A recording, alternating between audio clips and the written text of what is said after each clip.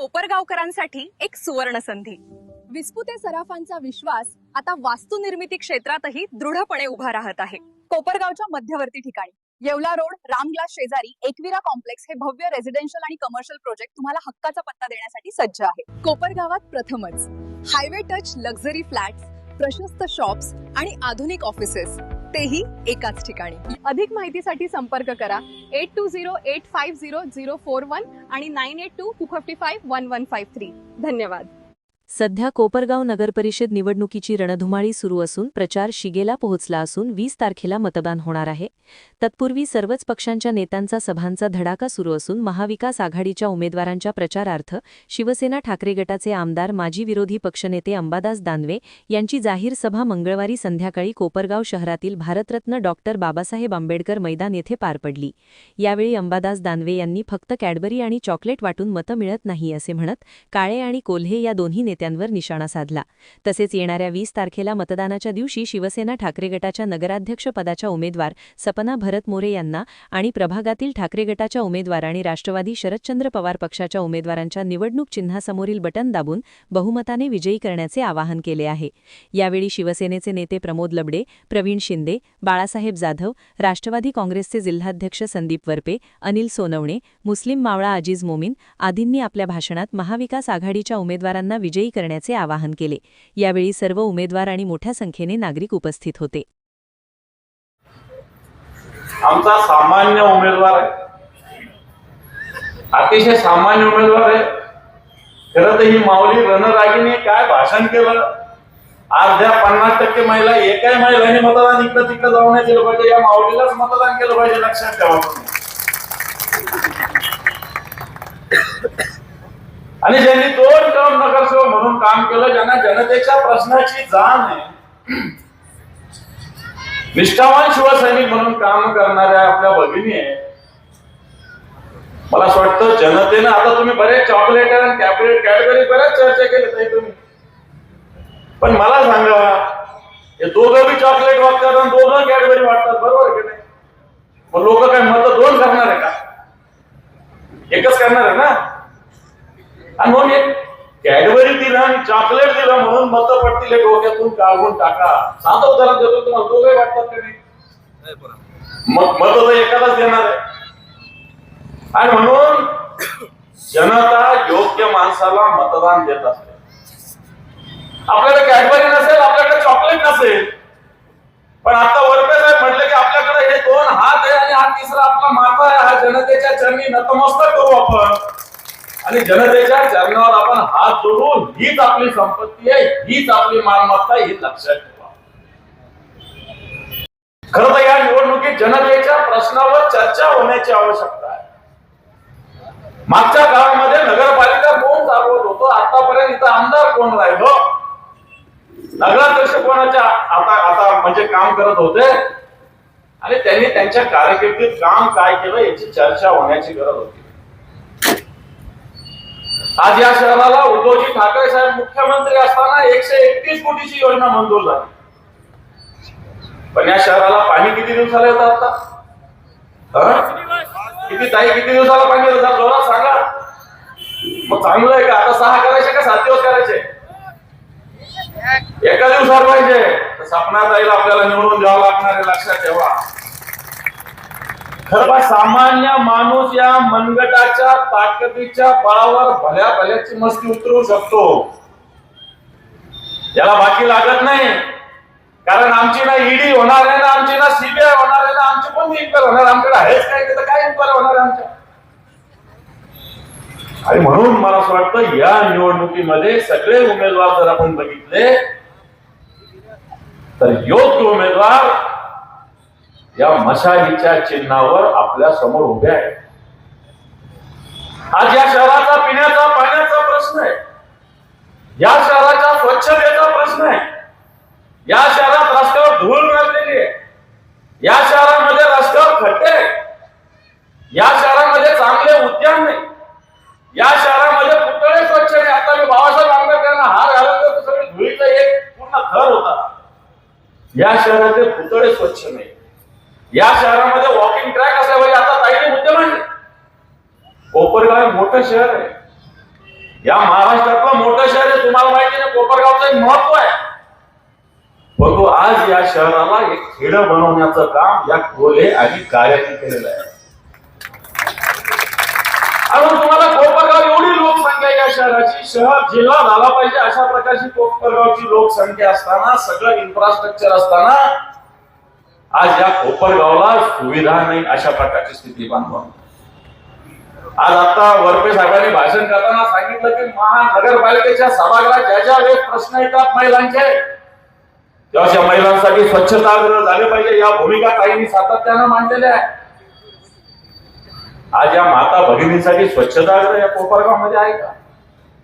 मला असं वाटतं महिलांचे प्रश्न महिला जाणतात आणि म्हणून सगळ्यात आधी 50% महिला, या सगळ्या 50% महिलांनी या ताईंना साथ दिली पाहिजे अशी विनंती मी आपल्याला करणार आहे.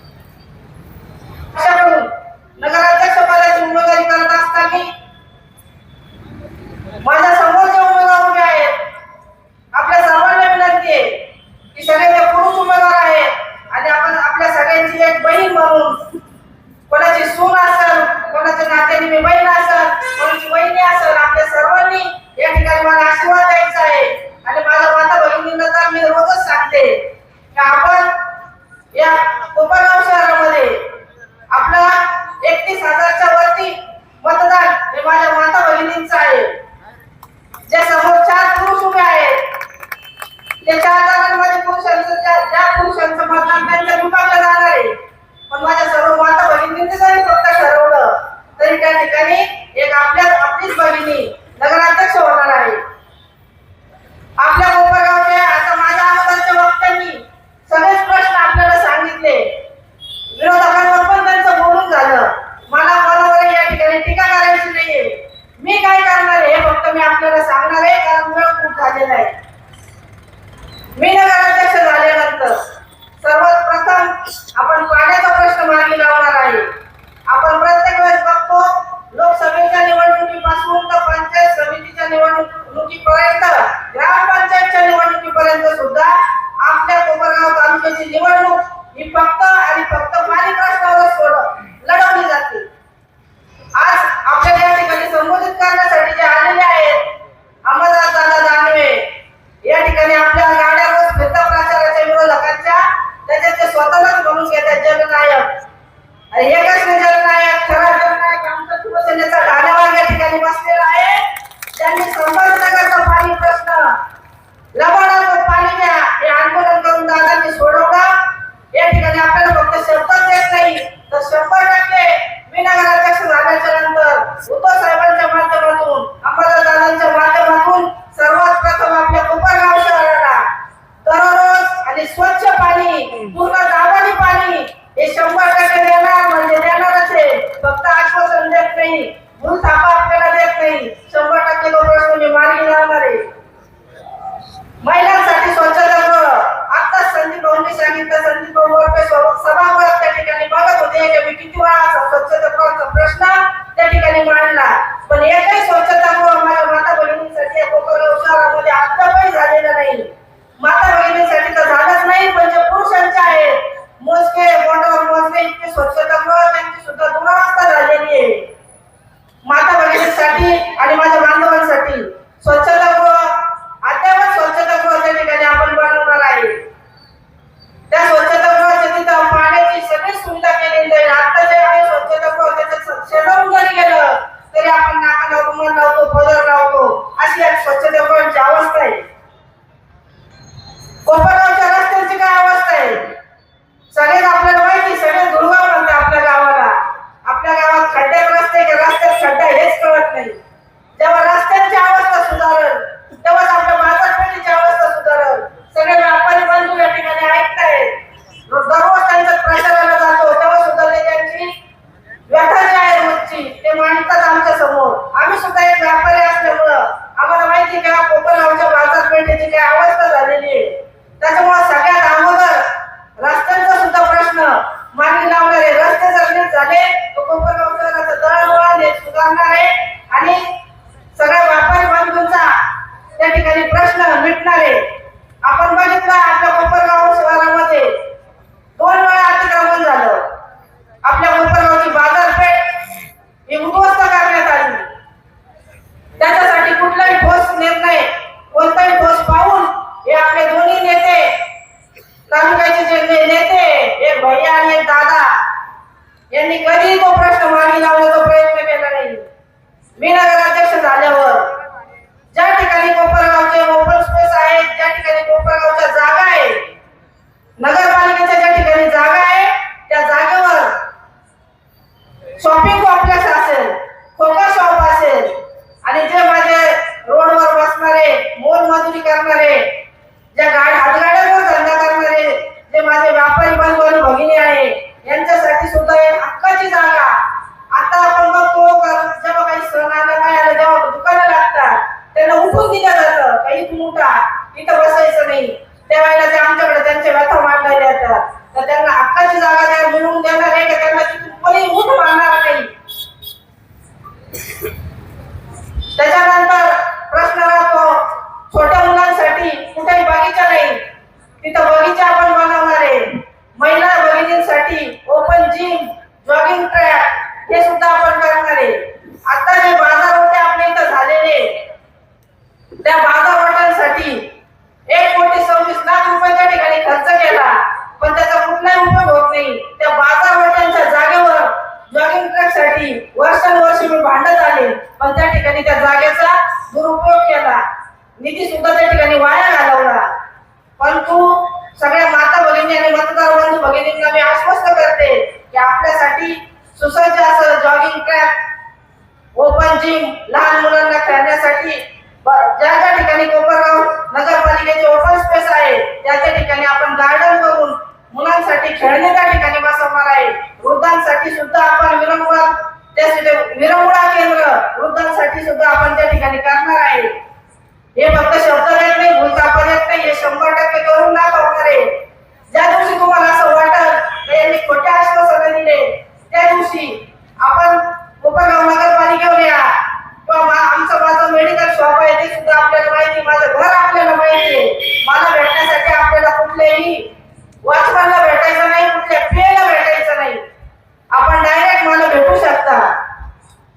आणि त्या जेव्हा मी हे आश्वासन दिलेले, हे शब्द दिलेले पूर्ण करणार नाही, याच ठिकाणी आंबेडकर पुतळ्यासमोर शिवाजी महाराजांच्या आणि डॉक्टर बाबासाहेबांच्या साक्षीने याच ठिकाणी मी राजीनामा देऊन टाकल. तुम्हाला कधी असं पस्तावा होणार नाही की आपलं मत हे वाया गेलं. प्रत्येकाच्या मतात आपण या महिलेला मत दिलं, याचा आपल्या सर्वांना अभिमान वाटल. असंच काम या ठिकाणी मी करून दाखवल. माझ्यासोबत महाविकास आघाडीचे 17 उमेदवार उभे आहेत आणि एक उमेदवार हा पुरस्कृत आहे. त्या पुरस्कृत उमेदवाराची निशाणी आहे हिरा. महाविकास आघाडीचे राष्ट्रवादी पक्षाचे उमेदवार आहेत, त्यांचे निशाणी आहे तुतारी वाजवणारा माणूस. आणि शिवसेनेचे जे उमेदवार आहेत त्यांची निशाणी आहे मशाल. आपल्या सर्वांना कळकळीची विनंती करते, येत्या 20 तारखेला मतदान आहे. कुठल्याही भूलथापांना आपण बळी पडू नका. मी तुम्हाला सांगतो, लक्ष देऊ नाही का? 15-16 वर्षाच्या मुलाला 2-5 हजार रुपयाचं पाकिट देत आहेत. ज्या 15-16 वर्षाच्या मुलाचं नाव मतदार यादीत नाहीये. आज निवडणुकीच्या दिवसापर्यंत ज्या 15-16 वर्षाच्या पोराच्या खिशात 2-5 हजार रुपये जर गेले तर ते पोरग व्यसनाकडे जात आहेत, व्यसनाधीन होत आहेत, वेगवेगळ्या पद्धतीचा नशा करत आहेत. आणि उद्या निवडणूक संपली, निवडून येणारे येतील. माता मावल्या हो, तुमच्या त्या घरातल्या 16-15-16 वर्षाच्या लेकराला घरची भाकर गोड लागायची नाही. उद्या पैसे कोणी दिले तर चोऱ्या करतील, घरामध्ये दरोडे टाकतील. अशा गुन्हेगारीकडे वळवायला हे दोघं साखर सम्राट काम करतात. बाकीचे उरलेले 2, त्याच्यापैकी मागच्याच वेळेस एकाला आपण संधी दिली, आयुष्य 5 वर्ष चालवण्यात गेलं, विरोध करत राहिले. दुसरे आपल्यातलेच गद्दार, ज्या शिवसेना प्रमुखांनी, ज्या उद्धव साहेबांनी तुम्हाला नाव दिलं, पदप्रतिष्ठा दिली, अनेक पदं तुम्हाला दिली, फक्त या वयाच्या 70 मध्ये तुम्हाला पद पाहिजे, अध्यक्षपद पाहिजे. तुम्ही उद्धव साहेबांशी, ठाकरे कुटुंबाशी, निष्ठावंत शिवसैनिकाशी गद्दारी केली. आणि हे माता माऊली उभी आहे, तिच्याबद्दल तुम्ही काय काय बोलतात? अरे लाज असले पाहिजे तुम्हाला. अनेक आपले 2 ते 3 पदाधिकारी वर्षानुवर्ष ते पद शिवसेनेचे भोगलेत. पदाच्या नावावर तुम्ही मोठे झाले, गाडी बंगला तुम्ही कमवत, आणि आज तुम्हाला निवडून येण्याची शक्यता तुम्हाला शिवसेनेत वाटली नाही म्हणून तुम्ही दुसऱ्या पक्षात गेले. आणि आता भीती वाटते, आता सांगतायत आपण मशाल घेऊन जर उभं राहिलो असतो तर बरं झालं असतं. अशी या नालायक लोकांच्या पायाखालची वाळू घसरली. माता मावल्या होई शिवसेना तुमच्यासाठी काम करणारी आहे. अनेक संघर्ष शिवसैनिकांनी केला, अनेक संघर्ष पाणी प्रश्नासाठी केला. आज दिसते अंबादास दादा दानवे आपल्या कोपरगावच्या या पावत भूमीत येणार तर सगळ्यांचे धाबे जाणार नाही. भीतीपोटी काय काय अफवा सोडू लागले. सभेला गर्दी होऊ नये म्हणून अनेक वार्डामध्ये जाऊन प्रेशर करतायत, दबाव आणतायत. अनेक प्रभागामध्ये जाऊन बघा, शेतकऱ्याचा काटा मारून कमावलेले पैसे लोकांच्या खिशात टाकतायत. लोकांना मी तर म्हणतो, घ्या, हे तुमचेच पैसे, तुमच्याच कष्टाचे पैसे, हे बळीराजाच्या कष्टाचे पैसे घ्या. पण हे मतदान दुखतंय. ज्या मतदान केंद्रावर जाऊन आपण ईव्हीएम मशीन मध्ये जे बटन दाबणार आहेत, ईव्हीएम मशीन मध्ये काही फोटोग्राफर घेऊन बसणार नाहीये. कोण कुणाला कुठं मतदान करता कळणार नाहीये. कुणाच्या दबावाला घाबरू नका. ही शिवसेना तुमच्या पाठीशी. 20 तारखेला सकाळी 7:30 वाजता आपल्या मंदिरात आपल्या देवाऱ्यासमोर बसा आणि देवाचं स्मरण करा. फक्त 10 ते 20 सेकंद तुम्हाला स्मरण करायचंय देवाचं. आजपर्यंत 50 वर्षात आपलं कोपरगाव किती रस्ता तळाला गेलं. अनेक प्रश्न आपले तसेच आहेत. प्रत्येक विनंती, आपलं मत वाया घालू नका. डॉक्टर बाबासाहेब आंबेडकरांच्या या प्रांगणामध्ये सभा होती. छत्रपती शिवरायांच्या पुतळ्याच्या साक्षीने ही सभा होती. डॉक्टर बाबासाहेबांनी जेव्हा घटना लिहिली तेव्हा तुमच्या, आमच्या, थेट अंबानीच्या, अमिताभ बच्चनच्या, सचिन तेंडुलकरच्या मताची किंमत एक ठेवली. एक या लोकशाहीच्या मंदिरात आपण सगळे सारखे. त्यामुळे आपलं पवित्र मत देताना आपण आपल्या मनाला विचारून त्या ठिकाणी दिलं पाहिजे. काय चॉकलेट कॅडबऱ्या घ्या, काय कुणी आवत धरून ते काय वाटत नाही. आपले ते घ्या आणि एक लक्षात घ्या, निर्भीडपणे मतदान करा. त्या मशीन मध्ये काय कोणी फोटो काढायला बसलेलं नाही तर तुम्ही आज कोणाला मतदान केलं कोणाला कळणार नाही. त्यामुळं काय चॉकलेट कॅडबरी आली आपल्यापर्यंत ती घ्या, पण सद्विवेक बुद्धीला स्मरून. भरत विचार आमचा भावनिक माणूस, प्रत्येक प्रश्नावर आंदोलन. विनय आमचा भगत, त्याला साथ द्यायला गगन, हे सगळे लोक. अरे तुमच्याकरता गटरीत बस, चिखलात बस, काट्या कोपाट्यात जा, कुठं नगरपालिकेत फुटबॉल खेळ का करतात ते लोक? त्यांना घरी कामं नाही म्हणून करतात. यांनी सगळे तुमचे प्रश्न त्या ठिकाणी ऐरणीवर करतात. आज आमची ताकद नाही, राज्यात सत्ता नाही. त्यामुळे असे प्रतिकात्मक आंदोलन करून जे प्रश्न समोर आले तेच प्रश्न घेऊन आता सांगतात आम्ही सोडू, यांना सोडवायचे असते तर याच्या आधी सोडवले असते. त्यामुळे भूलथापांना बळी न पडता येत्या 20 तारखेला वरती मशाल नगराध्यक्षपदाला आणि खाली 16 उमेदवार आहेत आपले. त्याच्यात दानवे साहेब आमचे 4, तुतारी वाजवणारा माणूस हे चिन्ह घेऊन उभे. काँग्रेस पक्षाचे जरी उमेदवार नसले तर त्यांचे पदाधिकारी महाविकास आघाडी म्हणून त्या ठिकाणी सोबत आहे. त्यामुळे येत्या 20 तारखेला जिथं तुतारी वाजवणारा माणूस असेल ते बटन दाबा, जिथं मशाल असेल तिथं ते बटन दाबा आणि भरघोस मताने सत्ताताईंना नगराध्यक्ष करा आणि 16चे 16 जण त्या ठिकाणी निवडून द्या. एवढीच विनंती करतो आणि थांबतो. जय हिंद, जय भारत. पक्षात घेतले काय झालं त्याच्यावर आपल्याला बोलायचं नाही. आजची परिस्थिती तशीच आहे. सपना म्हणजे भरत हे आणि सगळे उमेदवार सेम लाईनचे आहेत आणि सगळ्यात महत्वाचं म्हणजे तो अवेलेबल आहे. त्याच्या दुकानात गेला का तो तुम्हाला रेग्युलरली 24 तास भेटणार आहे, मुद्दाम मांडणार आहे, प्रामाणिकपणे काम करणार आहे. आपल्याला अशाच माणसाला नगरपालिकेत पाठवलं पाहिजे किंवा अशाच अध्यक्षाला पाठवलं पाहिजे, महिला अध्यक्षाला, जो अवेलेबल आहे. काम होईल नाही होईल, सगळेच कामं होतील हे नाही सांगता येत. पण आपलं ऐकून घेऊन करणारा पाहिजे. जर तुम्ही आशाला मतदान कराल तर तो तुम्हाला भेटणारच नाही, तर तुमचं काम होण्याचा काही विषयच नाही. या स्पर्धेमध्ये या संघर्षामध्ये लोकांनी जाणीव ठेवली पाहिजे. काय व्यापारी असेल, आपण म्हणतो व्यापारी बाजारपेठ उद्ध्वस्त झाली, बाजारपेठ उद्ध्वस्त झाली, काय झालं? या बाजारपेठ उद्ध्वस्त झाली, तुम्ही 30 वर्षापासून तेच सांगता, मग काय उपाययोजना केल्या, काय परिस्थिती कोपरावची? तर संगमनेरच्या बस स्टँड मध्ये 260 गाळे, एवढे दुकानात त्या कोपरामध्ये सुद्धा नाही. इतकी दुर्दैवी परिस्थिती. सामूरला दररोज पाणी, संगमनेरला दररोज पाणी, सगळ्या शहरात दररोज पाणी, आम्हाला 8-8 दिवसाला पाणी. तुम्ही करता काय? आता उद्धव साहेबांनी 2.5 वर्ष तो निधी दिला 3,000 कोटी. त्या उद्धव साहेबांचं नाव सुद्धा तुम्ही घ्यायला तयार नाही. ज्या मुख्यमंत्री महोदयांनी आपल्याला पाणी दिलं, 132 कोटी रुपये दिले, त्या मुख्यमंत्र्यांचं पुढे भाषणाचं नाव घ्यायचं नाही. इतकं तुम्ही खालच्या पातळीचं राजकारण करतात. कशाला नगराध्यक्ष करायचंय तुमचं? कसं करता? तुमचा एकमेकाचा कार्यक्रम करण्याकरता अत्यंत खालच्या पातळीवर गेलेले यांच्यामध्ये जर एखादा चुकून दुर्दैव कोपरावचं जर झालं, एखादा नगराध्यक्ष झाला तर पुन्हा एकदा वाटोळ्याचं पूर्णपणे समीकरण तयार होईल. सुज्ञ मतदारांना आव्हान आहे, महिला भगिनींना आव्हान आहे. उद्धव साहेबांनी जे उमेदवार दिलेला आहे सपनाताई, आमचा पॅनल आहे महाविकास आघाडीचा, या पॅनलला भरघोस मताने आपण विजयी करावं, एवढंच या ठिकाणी नम्र आव्हान करतो आणि थांबतो. जय हिंद, जय महाराष्ट्र.